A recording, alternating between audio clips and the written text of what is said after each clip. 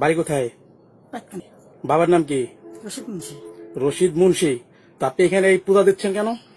তো এটা আমার হলো এই অসুখে পড়ে এটা করা লাগতেছে। যেমন বর্তমানে এই অসুখ যদি অসুখে পড়ছিলাম তো হ্যাঁ, এই অসুখ সারার জন্য হলো আমার কাছে চাইছি, আসছি, ফুল দিতেছি। তো আপনি কোন হাদিসে পাইছেন আপনি একজন মুসলিম হয়ে আপনি তো এরকম পূজা দেন, সেবা দেন, এটা কি শরীয়ত সম্মত জায়েজ আছে? কোনো হাদিস মানে না ভাই, আমার এই বিপদে পড়ে আমার কাছে আসি, আমার অসুখের জন্য আসি এই পর্যন্ত ভাই। হ্যাঁ, অসুখের জন্য আসি এই পর্যন্ত। অসুখের জন্য আসেন এই পর্যন্ত, তো আপনি সেবা দিচ্ছেন কেন? সেবা দিতেছি মা, এখন হাজার আল্লাহ সমাজ সামনে আসছে। আপনি কি নামাজ পড়েন? নামাজ পড়ি করি না, নামাজ পড়েন না, তো আপনি ইসলাম ধর্ম বিশ্বাস করেন? বিশ্বাস করি। তাহলে ইসলাম ধর্মে আছে, আপনি যে আর একটা হিন্দু ধর্মের যে আপনি যেহেতু হিন্দু ধর্ম অবলম্বন করেন না, তো সেক্ষেত্রে আপনি হিন্দুদের এই পূজা দিচ্ছেন কেন? দেই, আমার ভালো লাগতেছে মার সামনে। তাহলে আপনি কি ইসলাম ধর্মে নাই? আসি। তাহলে থাকলে এখানে তো আপনি পূজা দিতে পারবেন না। এলো ভাই, কপালে যা আছে তাই। হুম, কপালে যা আছে তাই। মানে এটা কি, এই ধর্মটাকে আপনার ভালো লাগে? হিন্দু ভালো লাগে আমার, এটা ভালো লাগে। মসজিদে নামাজ পড়া ভালো লাগে, সবই ভালো লাগে। মসজিদে নামাজ পড়েন? আগে পড়তাম, এখন পড়ি আজকে না। ফজরের নামাজ পড়ছেন? না, আমি যাইনি। হ্যাঁ, যাইনি। গত শুক্রবার জুম্মার নামাজ পড়ছেন? যাইনি মানে আমার বছর খানিক গেছে শুধু। বছর খানিক মসজিদে যান না, অথচ বছর খানিক কি পূজা করেন? এই জায়গায় আসি, যাই, ফুল টুল দিয়ে যাই। ফুল টুল দিয়ে যান। কয়টা ছেলে মেয়ে আপনার? এক ছেলে এক মেয়ে। এক ছেলে এক মেয়ে। তো আপনার এক কথায় আপনার এই হিন্দুদের এই ধর্মটা আপনার ভালো লাগে? আমার ভালো লাগতেছে। তা আপনি কি হিন্দু ধর্মকে আপনি গ্রহণ করবেন? না, আমি গ্রহণ কি, আমি এবার যেভাবে গ্রহণ করতেছি আমি এইভাবে করে যাবো। আপনি এইভাবে মরার আগ পর্যন্ত এইভাবে করে যাবেন? এইভাবে যাবো। নামাজ পড়বেন না? নামাজ পড়বো। নামাজ পড়বেন কবে থেকে? দেরি আছে নামাজের। কিন্তু আপনি তো নামাজ পড়তে পারবেন না এখন থেকে। পারবো। কেমনে আল্লাহ পারবেন? যদি আপনি আশীর্বাদ দেয়, মা যদি আশীর্বাদ দেয়, তাহলে বাঁচতে পারবো না কা। আপনি যদি এই পূজাও করেন নামাজও পড়েন, তাহলে তো আল্লাহ আপনার এই নামাজ কি কবুল করবে? সে আল্লাহ আমার ভালো জানবে। আল্লাহ ভালো জানবে, ঠিক আছে। আপনার কাছে কি মনে হয়?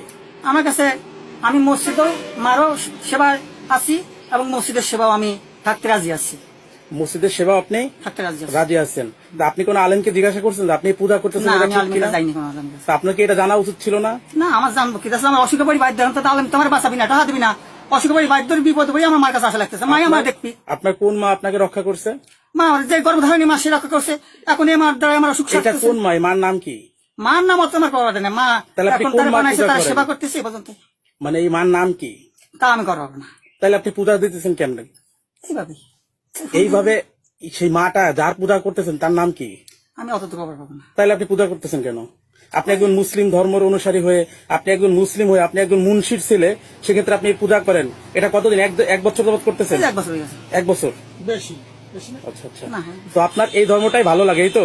আমার এটাই বেশি ভালো। কিন্তু আমি অসুখ বিপত্তি উঠে আইছি, মার কারণে আমি বিপত্তি উঠে আইছি। দেড়শো আগে মসজিদে যাইতাম, এখন যাই না।